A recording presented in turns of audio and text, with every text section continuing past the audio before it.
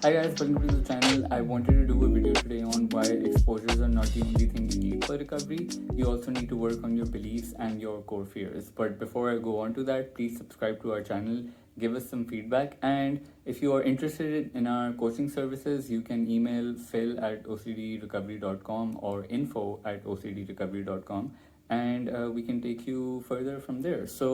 Um, Let me just start with this. As OCD sufferers, by virtue of being an OCD sufferer, you are most likely also someone who's very irrational in life, right? And I don't mean that as an insult. What I'm trying to say is that we think in very extreme black and white ways, right? It's either 0 or 100. It's either completely good or completely terrible. And that kind of extremity of thought is exactly what keeps us in an anxious state, because the moment something slightly bad happens, we will catastrophize it and blow it out of proportion. Or if something good happens, we will try to desperately latch onto it and keep it in our life and not let it go, right? And by having those irrational beliefs, by being an irrational thinker, it shows up in life even outside of our main theme as well, right? So it doesn't matter what theme you're suffering from, you are probably behaving in irrational ways and thinking in irrational ways in your general daily life as well, right? Like one example that I like to give people is that if you are like a POCD sufferer or like a harm OCD sufferer, there is a likelihood that you're also a bit of a people pleaser in life, right? Because your fear is fear of being rejected by people, fear of being judged by people, fear of upsetting other people, right? So you become someone who is overly trying to, be nice, be decent, do the good thing, do the right thing, saying sorry to compulsively, saying thank you to compulsively, trying not to be just a jerk, essentially. And so and this is the funny thing though, that it doesn't matter what the thing is, what the situation is, the guilt response or like the trigger response is just as high. So what I'm trying to say is that, let's say I was giving this example to someone earlier today on a call as well, is that let's say your partner says, hey, let's go out for ice cream, right? And you say no. That will make you feel like a really bad person, because you're like, oh, if you have like chronic OCD of like not pleasing people, right? Because you'll be like, oh, my partner wanted to go out for ice cream. Maybe they wanted to have like a romantic night out, and I said no. I let them down. I disappointed them. Did I upset them, or are they mad at me? And so, just out of that fear, we would maybe check with them, ask them, or maybe eventually be like, oh, okay, let's go for ice cream, right? Versus, let's say you have harm OCD fears. So, just saying no for ice cream versus having harm OCD thoughts, it's bringing about like almost the same level of intense guilt and shame that for both situations, right? So that in itself shows you how much your guilt and shame is catastrophized, right? And so it's also this like catastrophization that keeps us in compulsive cycles as well, because we want to keep like wanting to get rid of discomfort, solve discomfort, not feel it at all. And again, like I said, it comes up in personal life, work, friends, relationships, just other things yourself as well, like personal things you're through in life yourself.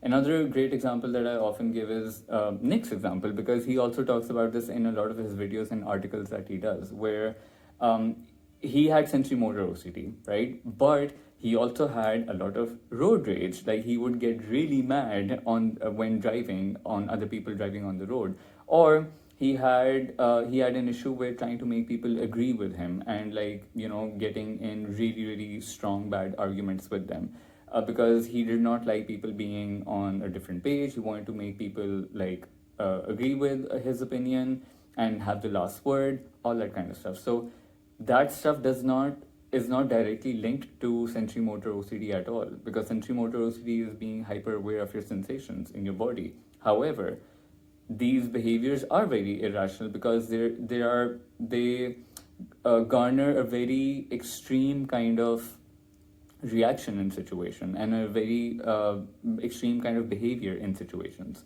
So we see that, like, and this is often, like, in most cases whenever I'm speaking to people on calls, I don't think I have spoken to anyone yet who is only irrational just about their specific theme and completely rational in life at large. When you speak to them, when you ask them more about their life, you will see that there is way more over there in their life in general as well. So the reason I'm going into this entire description is because just to highlight that, let's say you are a health OCD sufferer or a contamination OCD sufferer, like I was, right? So if I do all my contamination OCD exposures of touching this, touching that, and like not avoiding surfaces, doing things that trigger me related to health or contamination. I didn't have health OCD, I only had contamination, but I'm just like giving a general example, right? Or if you're a health OCD sufferer, if you're going to, let's say, hospitals, you're not avoiding them. Or if you are not going to the doctor, if you are compulsively going to the doctor, whatever your exposure is, you do those exposures targeted towards your specific theme, right? And you overcome it. That does not change the, let's say, if I'm someone who has a lot of road rage, right? So that will not change that. The exposure for contamination OCD will not tackle my irrational belief on that front, right? So that extremity of behavior and this, like, fluctuating between, like, being either very nice or being very, very aggressive, like, with people, that is what needs balancing out as well. And where we really need to work at what are the beliefs that we're holding about ourselves, about people around us, and life at large, right? Because a lot of our fears are also derived from beliefs such as I must be at peace at all times, the universe, like, must give me good things, the universe must be good to me, other people must be good to me, I must not be triggered at all. I must have, like, again, mental and emotional peace. I should not be disturbed. I should especially not be disturbed on my good days. Anxiety should not disturb me on my good days or during important events. These are often, like, the beliefs that are coming up, right? So even outside of your main theme, you might be like, no, this event needs to go perfectly, because if it doesn't, then that's a catastrophe. And then you try to control things more. Like, you want people to be punctual, you want people to show up on time, you want, like, all the, let's say, activities planned for that event to go really, really well and on point. So again, the reason I'm going into such detail is just to highlight that as an OCD sufferer, we behave in irrational ways, we think in irrational ways in tiny little things on a daily basis. And one of the reasons that is also because our overall levels of frustration tolerance are very, very low, right? So anytime anything makes us slightly uncomfortable, slightly anxious, slightly scared, slightly sad, slightly angry or frustrated, or any of those things, we immediately blow up, or we either completely avoid it, want to run away from it, want to get rid of it. We want to, and then we base these, like, future compulsion as to, okay, so this thing made me angry, therefore I will never, like, go to this place or meet this person. This movie triggered me, therefore I'm never watching movies of this genre ever again. This place is, like, I don't know, this place reminds me of that thing from the past, therefore I will not visit this place again. So these are these tiny little things. Because of low frustration tolerance, we also then expand those rules to, like, our future as well, and to other areas of life as well, and those compulsions then keep increasing, those avoidance mechanisms keep increasing, and it takes up a lot of our life. So it's not completely unrelated when, like, again, a health OCD sufferer comes in and I tell them to, go to a place where they had a bad memory, right? If they're avoiding that place. Because we also have to look at it this way.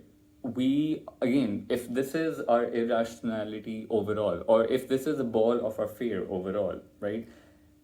If we tackle this, if we try to tackle any part of a recovery journey, it is going to affect the overall size of this ball, right? This is a very bad analogy probably, but I just want to, like, explain it this way.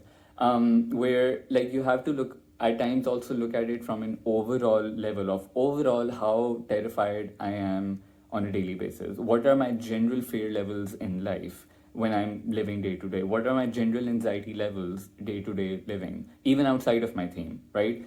Like if I have to reach an event on time, am I feeling really anxious about it? So tackling these little exposures, even outside of your theme, and tackling your beliefs outside of your main theme is really important. And this is what we always say, the recovery journey is not just about trying to get rid of OCD or trying to recover from OCD. It's also trying to be better at life at large, trying to face life's challenges, trying to improve ourselves as people in like everyday life, in our interactions with people at work, our relationships, and our relationship with ourselves, how we see ourselves, how we see ourselves in specific situations, how we see ourselves in specific relationship dynamics. All those kinds of things are involved in it. So the recovery journey is not just specifically targeted to, okay, this is OCD and we just deal with this. Of course, I mean, that's a huge part of it, of course, because that's something that's occupying your fears and your anxieties and everything. But it is also the beliefs and the perspectives we hold on those things. Again, and another example, if you're an ROCD sufferer and one of your main compulsions is asking for reassurance or confessing, so holding back on reassurance and confessing is a huge thing that you really have to do. You really have to cut that out, of course. But at the same time, you also have to think of what are the perspectives I'm holding about relationships, right? That, oh, my partner must not get close to somebody else from like the opposite sex. Like their friendship should just be like very limited. They can't be like texting this much or meeting that much, right? Or that, oh, if he is still in touch with his ex, that means that that's a red flag. I mean, these are perspectives that we're holding about the relationship, that yes, holding back on reassurance and confessing is key, and that also helps in changing our perspective, but also really looking at really taking like a critical, not like a compulsive critical, but like just a critical lens at like, okay, what are my perspectives, what are my beliefs, are they really helping me, are they really serving me, are they really helping me move towards healthy behaviors, are they adding any benefits to like my mental health? Most likely the answer is no, because you wouldn't be stuck in chronic anxiety and trying to figure it out, trying to break out of the cycle then. It is that belief system at the end of the day, because it is just perspective. Because if it wasn't perspective, then even in this example, then every single person whose partner was in touch with their ex would be chronically anxious. But we see that it varies from person to person. Why? Because person to person perspectives are different. So because when people come in and they say that, oh, like my partner is still in touch with his ex, that's like an absolute no go, because that is factually terrible. That's how we present the information. We think that what we are feeling is factual, but it's not. It is just your specific perspective. And there might be many other people who have that perspective around you, your friends and family as well, perhaps as well. But society is not always rational at all about a lot of these things, especially when it comes to relationships, because these days with relationships there are so many irrational beliefs that riddle like conversations about what relationships should be and shouldn't be, which is why you see a lot of people now acting in very extreme ways in relationships. It's like a my way or the highway, or like a make or break thing, that, oh, this is a deal breaker, this is a deal breaker, this is a red flag, this is not a red flag. These are very like extreme ways of like going about relationships. So looking at those beliefs, tackling those beliefs, that is very important, because think of it this way as well. Let's say you cut back on reassurance and confessing, right? And you don't do it for like many months. If your belief is still there that, oh, him talking to his ex is like the worst thing, you will still be anxious about it. You will still get fearful every time he says that, oh, I'm going to hang out with my ex, for example. So so it is that belief that is still keeping you stuck. It is that belief that is going to still make you anxious. You might start doing really better by cutting compulsions and doing exposures. You might really start doing significantly better, but at some point because the belief is still there, if there is a day when there's a big trigger or like it's extra stressful, you might have a setback and a relapse because, again, the perspective is still there that no, this is the worst thing. And that this is something that is terribly wrong. I can't handle this, or this does not need to happen, this should not happen. That perspective still exists. And that can really blow up and take over our life at any point, right? And look, this is not like a mechanical fix that, oh, I need to change my perspective very mechanically just so that I don't feel anxious anymore. No, it's not specifically geared towards that. It's just geared towards looking at reality for what it is. Looking at like how things are, because things are not black and white in real life. Things are very gray. Things are very complex, and a lot of breaking down our irrational beliefs and coming towards more rationality is often operating in the gray area, which as OCD sufferers we hate. We don't like at all.